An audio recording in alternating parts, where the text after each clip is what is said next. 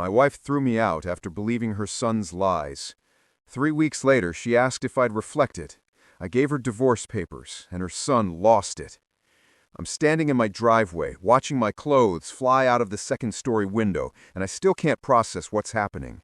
My wife, Lauren, is screaming from up there, her face red with rage I've never seen before, telling me to get out of her house. Just this morning, we were having coffee together. Just this morning, everything was fine. But now, her 17-year-old son, Jake, is standing behind her with this look on his face, this expression I can't quite read, something between triumph and fake concern. He's putting his hand on her shoulder like he's comforting her, but his eyes meet mine for just a second, and I swear I see a smirk. Let me back up and explain how I got to this nightmare moment. I met Lauren 4 years ago at a coffee shop where she worked as a manager. She was this beautiful, kind widow who'd lost her husband to cancer 3 years prior.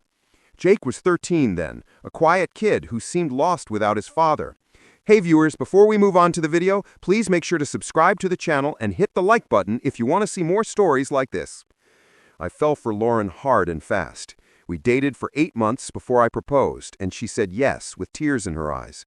I promised her and Jake that I'd never try to replace his father, but I'd be there for both of them, always. The first 2 years were honestly great. Jake was distant with me, sure, but I understood. I never pushed, never demanded he call me dad or anything like that. I helped him with homework when he asked, drove him to his friends' houses, paid for his phone and clothes. I bought us a bigger house so he could have his own space. Lauren was happy. We were happy. And I thought Jake was adjusting. But looking back now, I can see when things started to shift, when the poison started dripping. About 8 or 9 months ago, Jake started making these little comments to his mother. I'd hear them sometimes when I walked into a room, little things that sounded sweet on the surface, but had this edge to them. He'd tell her how beautiful she was, how she could be a model, how she deserved someone who treated her like a queen. I thought it was just a kid complimenting his mom. Or he'd bring up his dead father whenever Lauren and I set any kind of boundary, saying his dad would have let him do whatever it was he wanted. At first, Lauren would shut it down firmly, telling him to stop, that I was good to them. But the comments kept coming, subtle and constant, like water dripping on stone. He'd question why they had to follow my rules in what he called their house. I tried to talk to Lauren about it, suggesting that Jake might be having trouble adjusting, but she waved it off as typical teenage drama. But I noticed her looking at me differently sometimes, like she was studying me, searching for something. Then, about 4 months ago, things got weirder. Jake would be this completely different person depending on whether his mother was in the room. When Lauren was around, he'd be laughing and joking with me, acting like we were buddies. But the second she left, his face would go blank, completely neutral, like I didn't exist. I try to engage with him, suggest activities we could do together, and he'd just give me these flat, one-word responses. Then Lauren would come back, and suddenly he'd be animated again. I started feeling crazy, like I was imagining the whole thing. The real explosion started 3 months ago, when Jake asked me for a car. Not just any car, but a $35,000 BMW, like his friend had. I sat him down and explained that was too much money, that we could find him a reliable used car for around $10,000, and he could get a part-time job to help with insurance. He stared at me like I'd slapped him, then stormed off to his room where I could hear him crying. That night, Lauren was ice cold, questioning whether it was really necessary to deny him, pointing out everything he'd been through and asking if it would kill me to just give him this one thing. I was shocked, because $35,000 for a teenager's first car was objectively insane. But she just turned away and said I didn't understand what it was like to be his mother. After that incident, everything changed, like a switch had been flipped. Jake started having these whispered conversations with his mother that would stop abruptly when I entered the room. Lauren began questioning me out of nowhere, asking if I really liked Jake, why he felt like I was different when she wasn't around. I tried to defend myself, explaining that I was exactly the same person all the time, but she'd counter by asking why her son would lie. The fights became regular occurrences. Jake would claim I'd said something harsh to him, and Lauren would confront me about it. Every time I tried to defend myself, she'd ask if I was calling her son a liar. And I felt completely trapped. I realized he was playing this perfectly, making vague claims that were impossible to disprove, building this narrative of me as a two-faced abuser who only showed his true colors when we were alone. Then, 2 weeks ago, everything exploded in the worst possible way. I came home from work and Lauren grabbed my arm, her voice shaking as she said we needed to talk about what happened with Jake. My stomach dropped because I had no idea what she was talking about. She pulled up Jake's sleeve to show me a bruise on his forearm, tears in her eyes as she told me he'd said I grabbed him, that I'd been getting aggressive when she wasn't home. My world tilted, and I felt panic rising in my chest because I had never, ever laid a hand on that kid. I was shouting now, desperate, but she stepped back from me like I was dangerous. She told me she hadn't wanted to believe Jake, that for months she'd told herself he was just being a dramatic teenager. But the things he'd been telling her were too specific and too consistent to ignore. I grabbed her hands, begging her to think about whether she'd ever seen me be violent in 4 years together. But she pulled away and said that was what made it so scary, that Jake claimed I was like two different people. That's when I saw Jake watching from the stairs. And for just a split second, his expression was completely neutral, almost curious, like he was watching a science experiment to see how it would turn out. Then he saw me looking, and his face instantly crumpled into fear. He ran down the stairs calling for his mom, saying he'd heard yelling and begging her not to let me hurt her. That performance was what broke Lauren completely. She told me to pack a bag and leave, that until she could figure things out and make sure her son was safe, I needed to get out. I packed with shaking hands, my mind reeling, trying to understand how my marriage had just imploded. As I loaded my car, I looked up one more time and saw them in the window. Jake had his arm around his mother, comforting her like the devoted son. But when he thought I couldn't see his face clearly, he was looking down at his phone and smiling. That's when I knew with absolute certainty. This wasn't a misunderstanding or a kid acting out. This was calculated and planned. And as I drove to my brother's house with my entire life in trash bags in my back seat, one question kept repeating in my mind like a hammer. How long had this 17-year-old kid been planning to destroy my marriage? And more importantly, why? I spent the first week at my brother's house in complete shock, barely eating, barely sleeping, just replaying everything in my mind over and over. My brother Dave kept telling me to fight back, to call Lauren, to make her listen. But what was the point when she'd already decided I was the monster in this story? I must have called her 50 times that first week, and every single call went straight to voicemail. I texted her, begging for a chance to talk, to explain, to show her that something was very wrong with Jake's story. But she never responded. By the second week, the shock started wearing off and something else took its place, something cold and analytical. I started thinking about all those little moments over the past months, all those weird interactions that hadn't made sense at the time. Jake's performance on the stairs, that split second of curiosity before he put on his terrified act. It was too smooth, too practiced. That bruise on his arm had appeared at the perfect time, right after our biggest fight about the car. And those whispered conversations with his mother that stopped when I entered rooms. What had he been filling her head with all those months? I realized I needed help, real professional help. Because if Jake had been manipulating the situation this whole time, I needed proof. I called a lawyer first, a family law attorney named Patricia Chun, who came highly recommended. She listened to my story without interrupting, taking notes. And when I finished, she looked at me seriously. "Do you own the house?" she asked. I told her yes, I'd bought it before the marriage with my own money. She nodded and said that was good, that it gave me leverage. But we needed to move quickly on the divorce paperwork if that's what I wanted. I told her I wasn't sure yet. A part of me still hoped Lauren would have come to her senses. And she gave me this sad smile. "In my experience, when someone chooses to believe the worst about you without evidence, they've already made their choice," she said. That hit me hard. But I knew she was right. Then I hired a private investigator, a guy named Marcus who specialized in infidelity and fraud cases. I felt ridiculous at first, like I was being paranoid. But I told him everything about Jake's behavior, the manipulation, the lies. Marcus didn't seem surprised at all. He told me he'd seen cases like this before. Kids who manipulated parents during divorces or blended family situations. Teenagers can be incredibly sophisticated manipulators when they want something, he said. Let me look into the finances first, see if there's a money trail, because there usually is. It took Marcus less than a week to find the first bombshell. Our joint account, the one Lauren and I had set up for household expenses and savings, had been bleeding money for almost 6 months. $8,000 in total, withdrawn in increments small enough that I hadn't noticed while I was working 60-hour weeks. The charges for gaming equipment, expensive clothes, electronics, DoorDash orders, sometimes twice a day. All of it tied back to Jake. But here's what made my blood run cold. Lauren had to have known. Several of the charges required parental approval, and there were bank statements showing she transferred money from our savings to cover the overdraft Jake had created. She'd been hiding it from me, covering for him, probably because she knew I'd say no to that kind of frivolous spending. Marcus found something else, too.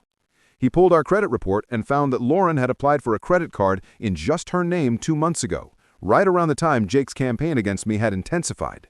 She'd maxed it out almost immediately, another $4,000, mostly on stuff for Jake. When Marcus showed me the evidence, I felt like I'd been punched in the stomach. This wasn't just about Jake manipulating his mother. Lauren had been actively deceiving me, too, choosing her son over our marriage and our financial future. But the real gold mine came when Marcus suggested we look into Jake's social media and digital footprint. He had a contact who could access deleted messages and posts, all perfectly legal with the right tools. I gave him the go-ahead, even though it felt invasive because I needed to know the truth. What we found was devastating. Messages between Jake and his best friend, going back almost a year, talking about his plan. "Mom's starting to doubt him," one message said. "Just got to push a little harder and the old man's gone." In another conversation, Jake literally wrote out his strategy. "Mom always believes me when I cry. It's so easy," he told his friend Tyler. There were messages about the car, too, about how I was a cheap bastard who didn't understand that Jake deserved nice things. But the worst message, the one that made everything crystal clear, was from 3 weeks ago, right before everything exploded. "Almost there," Jake had written. "Got the bruise ready. Gonna show Mom tonight. This should be the final nail in the coffin." He'd planned a bruise. He deliberately hurt himself to frame me. Marcus found a video, too, hidden in Jake's cloud storage, probably recorded by accident. It showed Jake in his bathroom slamming his own forearm against the edge of the counter, wincing but doing it again and again until a dark bruise formed. "This better work," he muttered to himself in the video. I sat there watching this 17-year-old kid abuse himself to destroy my marriage, and I felt physically sick. Why would someone do this? What had I done to deserve this level of calculated cruelty? And Marcus showed me the final piece of the puzzle. Messages between Jake and his best friend about their plan for after the divorce. "Once they split, Mom will want to leave this boring town," Jake wrote. "She'll sell the house, and we can finally move to the city where everything actually happens. Plus, without him around, she'll have more money to spend on me." It was all about money and location. Jake wanted a different life, a more exciting life in the city where his friends had moved, and I was the obstacle. The house was in my name, so Lauren couldn't sell it while we were married. But if we divorced, Jake figured she'd want a fresh start somewhere else, and he'd finally get what he wanted. I had everything. The financial fraud, the manipulative messages, the video of him creating the bruise, all of it. Patricia Chin looked over everything and told me this was more than enough for a divorce with a very favorable settlement. But she warned me that exposing Jake's manipulation might damage my relationship with Lauren permanently. I almost laughed, because what relationship? The woman had thrown me out based on lies, without even giving me a chance to defend myself. That night, 3 weeks after she kicked me out, I finally got a text from Lauren. "Have you had time to think about your behavior?" It read. "Jake says he's willing to give you another chance if you apologize to him and commit to doing better. We can talk about you coming home if you've really reflected on what you've done." I stared at that message for a long time. She wasn't asking if I was okay. She wasn't apologizing for not hearing my side. She was demanding I apologize to the kid who'd orchestrated this entire nightmare. I texted back, just 4 words. "Come over tomorrow, 3 p.m. She responded immediately. "Does this mean you're ready to make things right?" I didn't answer. Instead, I spent the rest of the night organizing all the evidence into a folder, printing out the messages, the bank statements, everything. Tomorrow, Lauren was going to learn the truth about her son, and our marriage was going to end. There was no coming back from this. Lauren arrived at the coffee shop at exactly 3 p.m., and I watched her through the window as she parked her car. She looked tired, thinner than I remembered, with dark circles under her eyes that makeup couldn't quite hide. For a moment I felt a pang of the love I'd had for her. But then I remembered the past 3 weeks of silence, the accusations, the way she'd chosen to believe the worst of me without question. She walked toward the entrance with this expression on her face, half hopeful and half nervous, probably expecting me to be broken and apologetic. I chosen this coffee shop deliberately because it was neutral territory, a public place where neither of us had the advantage, and I wanted witnesses for what was about to happen. She spotted me at a corner table in the back and made her way over, sliding into the seat across from me with a cautious smile. The coffee shop was busy enough that we had privacy, but not so empty that we were alone, and I positioned myself so I could see the parking lot through the window.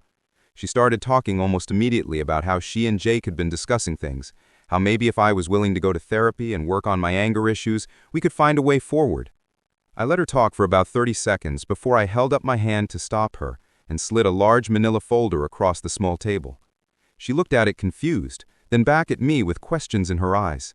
I told her to open it, my voice flat and emotionless.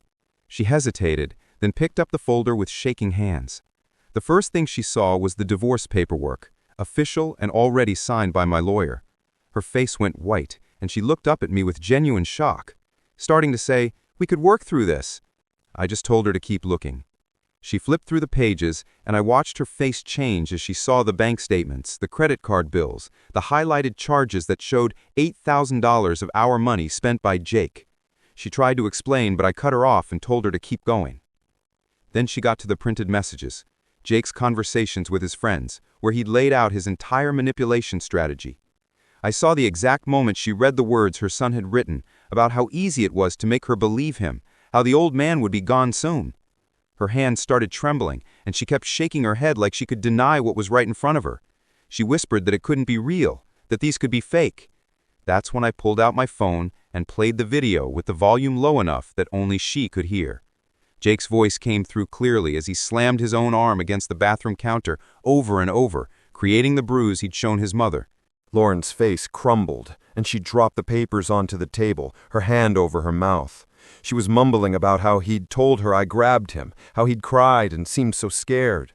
I interrupted her to explain coldly that he'd played her, that for months he'd been systematically destroying our marriage because he wanted her to sell my house and move to the city with him. And it was all there in the messages. She was sobbing now, trying to keep quiet in the public space, her whole body shaking as she tried to process that her son had orchestrated this entire nightmare. Then she asked why I hadn't made her see, why I hadn't told her, and that question broke something in me. I told her I had tried, that I'd begged her to talk to me, but she'd chosen to believe Jake without evidence, without even asking from my side of the story. She'd thrown me out of my own house based on lies. She reached across the table for my hand, but I pulled back, and she said desperately that she was protecting her child, asking what she was supposed to do. "You were supposed to be my wife," I said, my voice rising slightly before I caught myself and remembered where we were. "You were supposed to give me the benefit of the doubt after 4 years of marriage." The words that came next were ones I'd been holding in for 3 weeks. I told her she was supposed to ask questions, demand proof, something. But she didn't, because deep down she'd already chosen Jake over me. The truth hung in the air between us, painful and undeniable. She'd made her choice weeks ago, maybe even months ago when Jake's whispered poison had first started working on her, and I was just the collateral damage. That's when the coffee shop door opened with force, and Jake walked in. He'd been waiting in the car outside and apparently couldn't stand not knowing what was happening. He spotted us immediately and stormed over to our table, his face red with anger, demanding to know what I was doing to his mom. Then he saw the papers scattered on the table and his expression changed. For just a second, I saw real fear before he tried to recover and tell his mother that whatever I was saying was a lie, that I was trying to turn her against him. I picked up my phone and turned the screen toward him, showing him his own video of creating the bruise. His face went through a series of emotions in rapid succession: shock, panic, then finally settling on anger. He said loudly that I'd gone through his stuff, that I had no right, and people in the coffee shop were starting to look at us. I kept my voice calm and told him he'd framed me for abuse, so I had every right. Lauren was staring at her son like she'd never seen him before, her voice breaking as she begged him to tell her it wasn't real, that he didn't do this. And that's when Jake's mask finally came off completely. "So what if I did?" he said, his voice getting louder and drawing more attention. He said she was miserable with me anyway, that I was boring and cheap and not his dad, and they should have left this stupid town a year ago. Lauren gasped like she'd been physically struck, her eyes darting around at the other customers who were now openly staring. Jake kept going, seemingly not caring about the audience, saying he did what he had to do because all his friends had moved to the city and he was stuck here because of me. He told his mother she deserved better than this boring life, that they both did, and once she divorced me and sold the house, they could finally have a real life. I interrupted quietly to remind him that it was my house, and Lauren couldn't sell it. His face went even redder, and he started talking about lawsuits, and how his friend's mom had gotten half of everything in her divorce. That's when I saw the moment Lauren finally understood what her son had become, right there in the middle of a crowded coffee shop. She whispered that he destroyed her marriage for money and a change of location, that he'd made her believe her husband was abusing him so they could move to be near his friends. Jake tried to backtrack, suddenly aware of all the people watching, stammering that it wasn't like that he just wanted them to be happy together. I cut through all of it and told them both the reality of their situation. I explained firmly but quietly that they had 30 days to find a place, as stated in the divorce papers, and after that, I was taking back my house. Lauren looked at me with such devastation in her eyes and begged for time to process this, to fix what had been broken. But I was done. I told her there was nothing to fix, that she'd chosen to believe I was a monster without evidence, that she'd let her son manipulate her for months and never once questioned it. Even now, knowing the truth, she was asking me for another chance. But the painful reality was that she'd never given me a first chance. She broke down completely, sobbing in her hands while Jake stood there with his arms crossed, looking defiant and angry, even though his entire scheme had collapsed around him. I watched them, this mother and son who destroyed my trust and my marriage, and felt nothing but emptiness where love used to be. I stood up from the table, gathered my copy of the divorce papers, and told them I was leaving. I repeated that they had 30 days to move out of my house. Lauren tried to grab my arm, but I pulled away gently and walked toward the exit. Behind me, I could hear Lauren's sobs and Jake starting to argue with her, his voice rising again as he probably tried to spin this somehow. I walked out of that coffee shop and got in my car. And through the window, I could see them still at the table, Lauren with her head in her hands, crying while Jake gestured angrily, probably still blaming me for everything, even as the evidence of his manipulation sat right there in front of them. A month later, my lawyer called to confirm they'd moved out on time. They'd found a small 2-bedroom apartment across town, nothing like the house they'd left behind. Patricia mentioned that Lauren had tried to fight for some financial settlement, but had no legal ground to stand on, since the house was mine before the marriage, and she'd been complicit in the theft of $8,000. Dave told me through mutual friends that Lauren was devastated, barely functioning at work, that Jake was making her life miserable by blaming her for not moving faster, for not selling the house somehow, for ruining his plan. Their relationship was apparently strained to the breaking point, with Jake treating her with the same manipulative contempt he'd shown me. Part of me felt sad about it sometimes, late at night when my house was too quiet, and I'd remember the good times before Jake's poison had taken root. But mostly I felt relief, like I dodged a bullet that would have eventually destroyed me.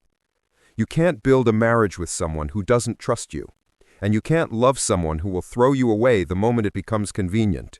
I'd learned the hardest lesson of my life, one that cost me 4 years in a marriage I'd thought would last forever. Trust without communication isn't real trust. It's just blind faith. And blind faith without evidence or questions is dangerous. Jake had taught me that lesson in the cruelest way possible. And now both he and Lauren were living with the consequences of the lies they'd chosen to believe and the loyalty they'd chosen wrong. What do you think about this story? Let me know in the comments. Drop a like and don't forget to subscribe for more real-life stories.